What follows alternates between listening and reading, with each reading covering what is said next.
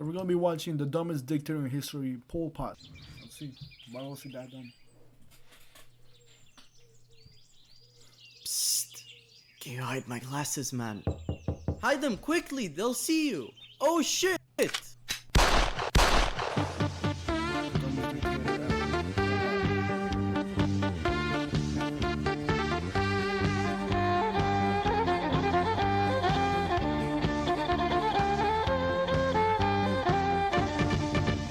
When you think of crazy or dumb dictators, the most common candidates for this title is either Mr. Hilt, Saddam Hussein, or Stalin. However, all of these dictators still got a lot of things done and arguably lifted the economy up for most, and I mean most, people in their countries. Yeah, Despite this, these leaders got a lot of their own people killed. Oh, yeah, However, that's Pol right. Pot is on a whole different level. The man managed to kill nearly 25% of Cambodia's entire population in less than 4 years in an attempt to establish a communist utopia, which even resulted in another fellow socialist nation to invade his country because he was taking things too far. No way. Young age. On May 19th, 1925, Pol Pot, or Sal of Sar as he was known at the time, was born. His early life was marked by traditional Khmer culture, but as Cambodia was drawn into the French colonial sphere in the late 19th century, the influences of Western political thought began to permeate in the 20th century. Sal of Sar, or Pol Pot, actually had a quite nice childhood despite being under Western rule. His father Lof was a prosperous farmer who owned 9 hectares of rice land and several draft cattle. Meanwhile, Pol Pot's mother was a devout Buddhist and well-respected woman. Pol Pot's family also had connections with the Cambodian royal family. His cousin Meek was a consort of King Sizawaf Monviong, who allowed Pol Pot to visit regularly. In 1949, after World War II, access to further education abroad made Sar part of the tiny elite in Cambodia. He and 21 other selected students sailed from Saigon aboard a ship, stopping at Singapore, Colombo, and Djibouti en route to Marseille. From 1949 to 1953 in France, Pol Pot was exposed to Marxist and communist ideologies. Why does all the weird shit start in France? During his time in France, the political situation in Cambodia had also changed. King Monviong had died, with Norodom Sihanouk replacing him, mainly through French influence. In 1953, Pol Pot returned to a country that had been experiencing an independence war from France for several years, known as the First Indochina War. As a believer of Marxism, Pol Pot believed that the Khmer Viet Minh was the most promising resistance group for him to join. Although the war with France was over by November, the communist forces still fought against the Cambodian king until 1954. After signing a truce with the king, Cambodia's communists decided to pursue power through peaceful means rather than violence by participating in the 1955 elections. They did horribly, and Pol Pot became a history, French, and geography teacher for a while. His students actually describe him as a good teacher, which is rather surprising for what was about to come in a few years. In 1959 at a conference, the communist movement's leadership established the Kampuchean Labour Party based on Marxist-Leninist model of democratic centralism. The Cambodian king, obviously not happy with a bunch of communists calling for his overthrow, began cracking down hard on anyone suspected of supporting the movement.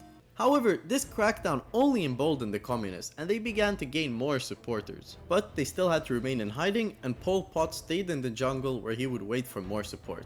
In 1965, Pol Pot flew from Vietnam to China, where his official host was Deng Xiaoping. During his visit, Chinese officials trained Pot on topics like dictatorship of the proletariat, class struggles, and political purges. Pol Pot also witnessed the Chinese Cultural Revolution firsthand, which would greatly influence his political view. After 8 years of gathering in I can see that China is a communist country, yes, I get that. But then again, their progress on their economy is doing absolutely fucking amazing. Like, they get shit done. In terms of technology, they are very advanced. Like, I remember seeing speeds tour to China, and some of their cities were actually amazing. It's actually crazy to look at the lights and the drones show that were showing natural speeds videos. Looking at China from a tourist kind of view, it is pretty cool. International support, material, and followers, the revolutionary army known as the Khmer Rouge would finally be completed in 1967.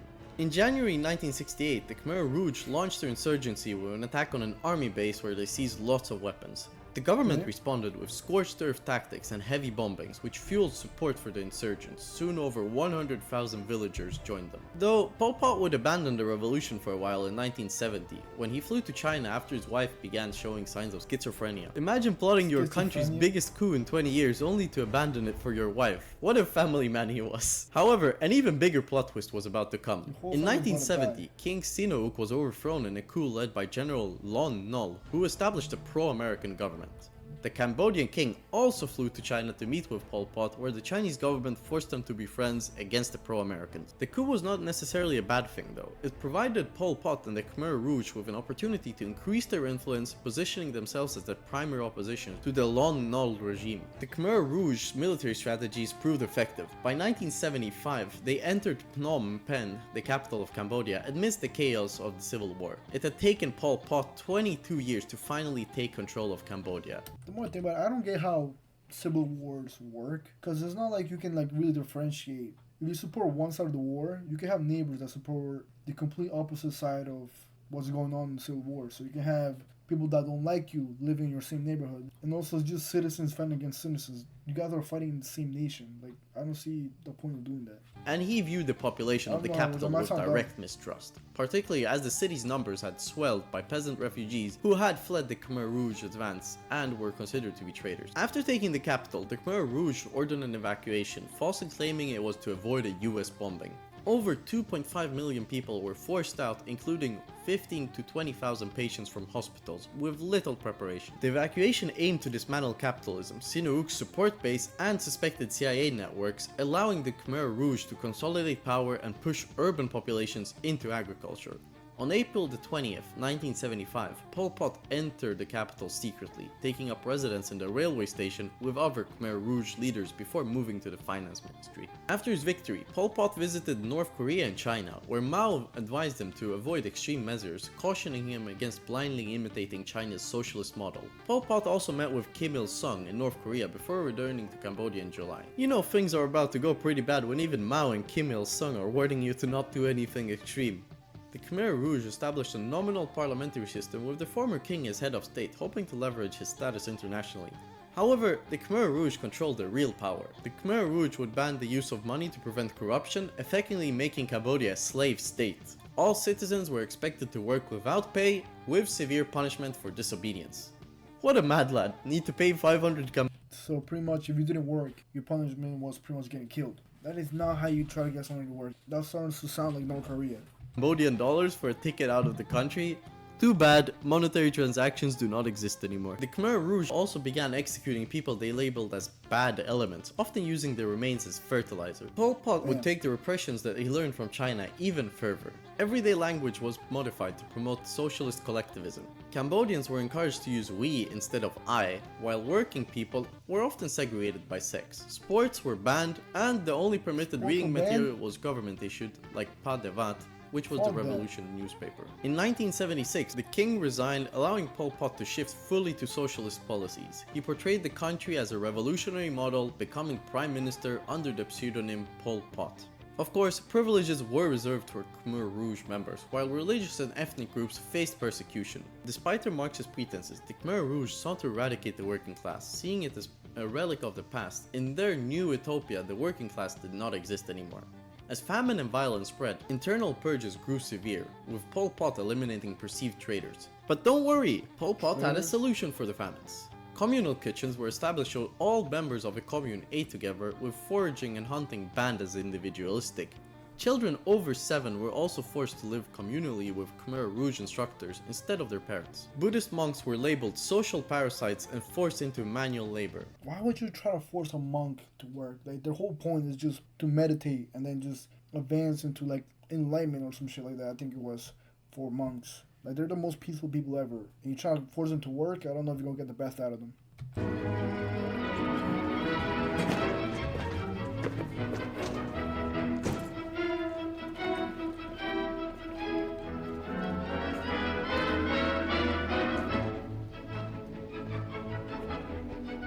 Vaterlandsverräter! Scheiße. Proviant requirieren. So you just have to pretty much point at him. And they killed him? Even just those who pointed were at him. stereotypically thought as having intellectual qualities, such as wearing glasses or speaking multiple languages, were executed out of fear that they would rebel against the Khmer Rouge. The attempt to purify Cambodian society along Being racial, bilingual got you social, and killed. political lines also led to the purges of Cambodia's previous military, along with business leaders, journalists, students, doctors, and lawyers. The Khmer Rouge pretty much began killing anyone who was considered smart in an attempt to create a new pure utopia. According to many academic sources, the most widely accepted estimates of excess deaths under the Khmer Rouge say that 33% of Cambodian men died under the Khmer Rouge compared to 16% of Cambodian women. So pretty much if you were a doctor, you would get killed. Why the fuck did they do that? Are they fucking stupid? And the soldiers just believed that was okay. Go kill all the fucking doctors that you can find because they're smart. If they speak two languages, no translation here, get killed. What was this guy doing, bro? What was the guy even thinking? And people didn't like rebel against this? Pol Pot's strong belief that Cambodia needed to be transformed into an agrarian utopia stemmed from his experience in Cambodia's rural northeast. Pol Pot said that the killings were meant for the purification of the populace. During this time, Pol Pot saw the Khmer Rouge as an example that should be copied by other revolutionary movements across the world and courted Marxist leaders from Burma, Indonesia, Malaysia, and Thailand, allowing Thai Marxists to establish bases along the Cambodian border with Thailand. In reality, whilst in a state of utopic frenzy, the Khmer Rouge aimed outwards with the goal of recreating the new Angkorian Empire. The biggest foreign in Pol Pot's project, however, was Vietnam, who had been opposing him ever since his group took power and had declared independence from the Vietnamese communist movements. After several border clashes between 1975 and 1978, Vietnam had enough.